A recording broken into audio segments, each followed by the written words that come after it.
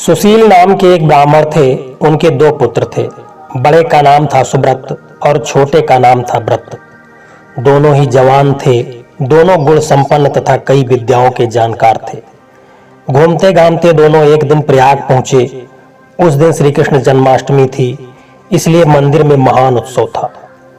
महोत्सव देखने के लिए वे दोनों भी निकले। वे लोग सड़क पर निकले ही थे कि बड़ी जोर की बरसात शुरू हो गई, इसलिए दोनों भाई मार्ग भूल गए। किसी निश्चित स्थान पर उनका पहुंचना अत्यंत ही कठिन था। अतएव एक तो बेस्या के घर में चला गया, दूसरा भूलता भटकता माधव जी के मंदिर में जा पहुंचा। सुब्रत चाहता था कि व्रत भी उसके साथ बेस्या के यहाँ ही रह जाए, पर व्रत ने इसे स्वीकार नहीं किया। वह माधव जी के मंदिर में पहुंचा भी, पर वहां पहुंचने पर उसके संस्कार बदले और वह लगा पछताने। वह मंदिर में रहते हुए भी सुब्रत और बेस्या के ध्यान में डूब गया। वह भगवान की पूजा हो रही थी। व्रत उसे सामने से ही खड़ा देख रहा था, पर वह बेस्या के ध्यान में ऐसा डूब गया कि वहां की पूजा, नमस्कार, स्तुति, पुष्पांजलि, गीत, नृत्य आदि उसे न तो सुनते बनते थे और न ही देखते बनते थे। उसे कुछ भी दिखाई नहीं दे रहा था और न सुनाई दे रहा था। वह तो बिल्कुल चित्र के समान वहां निर्जीव सा खड़ा था। इधर वेश्यालय में गए सुब्रत की दशा विचित्र थी। वह पश्चाताप की अग्नि में जल रहा था।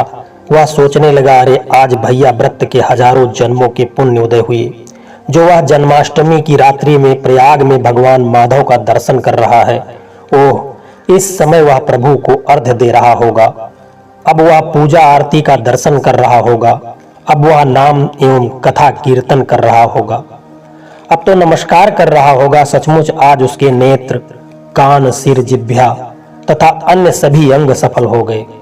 मुझे तो बार बार धिक्कार है जो मैं इस पाप मंदिर वेश्या के घर में आ पड़ा। मेरे नेत्र मोर के पांख के समान हैं, जो आज भगवान दर्शन न कर पाए। हाय, आज संत समागम के बिना मुझे यहाँ एक एक क्षण युग से बड़ा मालूम होने लगा है। अरे देखो तो मुझ दुरात्मा के आज कितने जन्मों के पाप उदित हुए कि प्रयाग जैसी मोक्षपुरी में आकर भी मैं घोर दुष्ट के संग में फंस गया। इस तरह सोचते हुए दोनों की रात बीत गई। प्रातः काल उठकर वे दोनों परस्पर मिलने चले। वे अभी सामने आए ही थे कि वज्रपात हुआ और दोनों की तत्काल ही मृत्यु हो गई। वहां 3 यमदूत और 2 भगवान विष्णु के दूत आ गए। यमदूतों ने तो व्रत को पकड़ा और विष्णु दूतों ने सुब्रत को साथ लिया। ज्यों ही वे लोग चलने के लिए तैयार हुए, त्यों ही सुब्रत घबराया सा बोला उठा, अरे आप लोग यह कैसा अन्याय कर रहे हैं। कल के पूर्व तो हम दोनों समान थे, पर आज की रात मैं वेश्यालय में रहा हूं और यह व्रत मेरा छोटा भाई माधव जी के मंदिर में रहकर परम पुण्य अर्जन कर चुका है। अतएव भगवान के परम धाम में वही जाने का अधिकारी हो सकता है। अब भगवान के दोनों पार्षद हंसने लगे। वे बोले, हम लोग भूल या अन्याय नहीं करते। देखो, धर्म का रहस्य बड़ा ही विचित्र और सूक्ष्म है। सभी धर्मों में मन शुद्धि ही मूल कारण है। मन से भी किया गया पाप दुखद होता है और मन से भी चिंतित धर्म सुखद होता है। आज तुम रात भर शुभ चिंतन में लगे रहे हो, अतएव तुम्हें भगवत धाम की प्राप्ति हुई है। इसके विपरीत वह आज की सारी रात अशुभ चिंतन में ही रहा है, अतएव वह नरक जा रहा है। इसलिए सदा धर्म का ही चिंतन और मन लगाकर धर्मानुष्ठान करना चाहिए। वस्तुतः जहां मन है वही मनुष्य है। मन वेश्यालय में हो तो मंदिर में रहकर भी मनुष्य वेश्यालय में है, और मन भगवान में है तो वह चाहे कहीं भी हो भगवान में ही है। सुब्रत ने कहा, पर जो हो, इस भाई के बिना मेरी भगवत धाम में जाने की इच्छा नहीं होती। अतः आप लोग कृपा करके इसे भी यमपाश से मुक्त कर दें। विष्णुदूत बोले, सुब्रत, यदि तुम्हें उस पर दया है तो तुम अपने गत जन्म के मानसिक माघ स्नान का संकल्पित पुण्य जो बच रहा है उसे व्रत को दे दो, तो यह भी तुम्हारे साथ विष्णु लोक को चला जाएगा।